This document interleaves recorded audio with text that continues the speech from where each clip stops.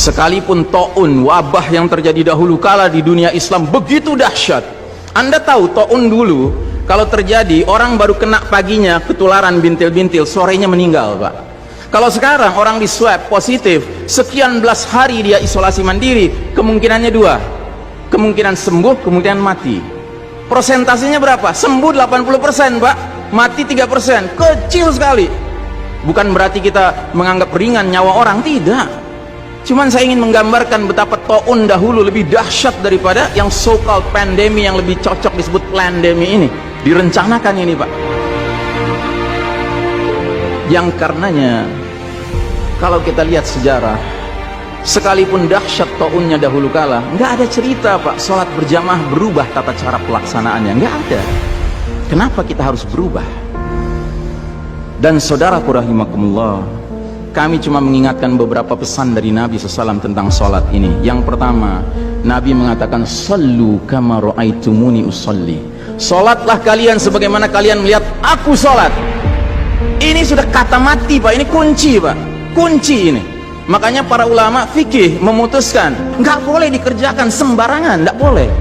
Apalagi setelah dia ada aturannya, terus kita berkreativitas menyangka itu lebih baik untuk keselamatan dunia kita, sementara kita tidak peduli dengan keselamatan akhirat kita. Nabi Muhammad SAW menyatakan, hari berbangkit nanti aku akan menunggu umatku di depan telagaku. Aku akan bisa membedakan siapa umatku, siapa yang bukan. Umatku adalah mereka yang wajahnya, tangannya, kakinya bercahaya bekas wudhu. Tapi ketahuilah, ada sejumlah orang wajahnya bercahaya, tangannya bercahaya, kakinya bercahaya. Aku panggil mereka, tapi dihalau sama malaikat, tidak boleh mendekat. Aku panggil lagi, tapi dihalau sama malaikat. Akhirnya malaikat menjelaskan, ya Muhammad, mereka telah merubah ajaranmu setelah engkau wafat. Kata Nabi selanjutnya, menjauhlah, menjauhlah. Nabi nggak mau dekat dengan orang yang berani-beraninya merubah tata cara ajarannya. Dan ajarannya yang paling pokok apa? Tauhid. Setelah tauhid apa? Salat. Dan ingat, salat adalah amal yang paling pertama yang akan diperiksa oleh Allah Ta'ala bagi setiap hambanya. Dan saudara rahimahumullah, saya ingin menyampaikan dua hadis lagi. Satu hadis dari Nabi, la tadaru furujatin lisyaitan. Jangan kalian biarkan celah-celah itu untuk syaitan. Ini Nabi Muhammad SAW yang berbicara, bukan Ihsan Tanjung. Kalau Ihsan Tanjung yang berbicara, Anda boleh tolak, Pak. Ini Nabi Muhammad SAW yang berbicara, yang kita baca salawatnya dengan harapan mendapatkan syafaatnya, dengan harapan boleh meminum air dari telaganya. Jadi kata Nabi apa? Jangan biarkan celah-celah itu menjadi tempatnya syaitan. Hari ini tidak sedikit masjid bahkan memuliakan syaitan, memberi tanda di mana syaitan hendaknya berada. Na'udzubillahi min dzalik. Mau jadi apa kita, Pak? Mau jadi umat seperti apa kita? Ini adalah simpul terakhir, saudaraku. Kalau sampai simpul terakhir ini kita relakan lepas, sudah tidak ada sisanya ajaran ini di muka bumi. Karenanya saudaraku rahimakumullah, bagi saya urusan sholat berjamaah dan tata caranya ini bukan urusan pilihan fikih, Pak. Ini urusannya adalah urusan dengan musuh Allah Ta'ala. Hadis yang terakhir, kata Nabi SAW, innal yahuda qad sami'u dinahum. Sesungguhnya Yahudi sudah bosan dengan agama mereka. Wa innahum qaumun hasadun. Dan mereka adalah kaum yang sangat hasad kepada kita umat Islam, terutama dalam 3 perkara. Satu, raddis salam.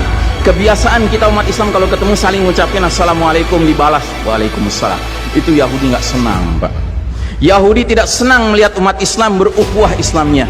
Yahudi nggak senang umat Islam kalau ketemu saling bersedekah dengan senyum. Makanya dibikin aturan begini, nggak kelihatan senyum kita.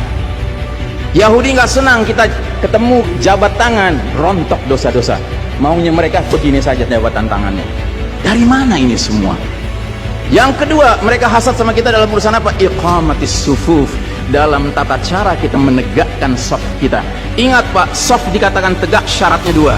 1 lurus, 2 rapat. Bukan hanya lurus tapi renggang-renggang, atau rapat tapi meliuk-liuk. Tidak, harus dua-duanya lengkap. Sehingga Nabi sampai bertanya, kenapa kalian gak bersaf seperti malaikat di hadapan Allah? Para sahabat bingung, bertanya, bagaimana malaikat? Kata Nabi, mereka mendahulukan saf awal dan mereka saling rapat satu sama lainnya. Jadi Nabi itu bangga kalau umat Islam sholatnya seperti para malaikat di hadapan Allah Ta'ala. Harusnya itu menjadi kebanggaan kita juga. dan harusnya kita tersinggung kalau ada pihak yang berusaha untuk mengacak-acaknya. Dan yang terakhir, yang ketiga, Yahudi itu hasad sama kita dalam urusan apa? Dalam urusan umat Islam, di belakang imam sholat wajibnya mengucapkan amin. Makin keras suara amin itu, makin geram mereka. Karenanya mereka bikin aturan, sempat 2 bulan masjid ditutup-tutup sama sekali, nggak terdengar suara amin dari jamaah karena nggak ada yang boleh ke masjid. Tapi sekarang setelah dibolehkan, masjid yang bisa muat 2000 orang, cukup 500 orang, cukup 700 orang. Supaya apa? Sekurang-kurangnya aminnya bisa berkurang. Maka sekarang pertanyaan besarnya adalah, untuk siapa kita sholat? Atau untuk mereka? Inna sholati wa nusuki wa mahyaya wa mamati lillahi rabbil alamin. Mudah-mudahan apa yang saya sampaikan tidak membuat bapak dan ibu makan nggak kenyang, tidur nggak nyenyak, tetapi semakin sadar betapa kita sedang hidup di era penuh fitnah di akhir zaman, dan musuh-musuh Allah sedemikian sistematis, sedemikian terencananya membuat kita sadar tidak sadar meninggalkan din kita. Yang paling mengerikan kalau sampai sudah nggak ada perasaan lagi risau dengan ini semua. Karena apa? Nabi bersabda, siapa lihat kemungkaran ubah dengan tangan, nggak bisa dengan lisan, nggak bisa dalam hati. Dalam hati itu maknanya apa? Ingkari itu sebagai kebenaran, itu mungkar. Dan itu kata Nabi selemah-lemahnya iman. Sehingga di hadis yang lain kata Nabi, kalau mengingkari saja sudah nggak ada, udah nggak ada iman sama sekali. Nah, yang kita khawatir kalau kita ternyata ridho saja dengan aturan sholat WHO ini, Pak. Padahal harusnya kita sholat dengan cara Nabi Muhammad SAW, bukan caranya Tedros atau Bill Gates. Kepada jamaah, inilah nasihat dari hati yang paling dalam kepada saudara-saudara yang saya cintai karena Allah, yang kita sama-sama bersalawat, kita sama-sama mengharapkan air dari telaga Nabi. Tapi boleh jadi nggak semua kita ngerti apa yang harus kita lakukan agar air telaga itu dapat jaminan kita boleh meminumnya.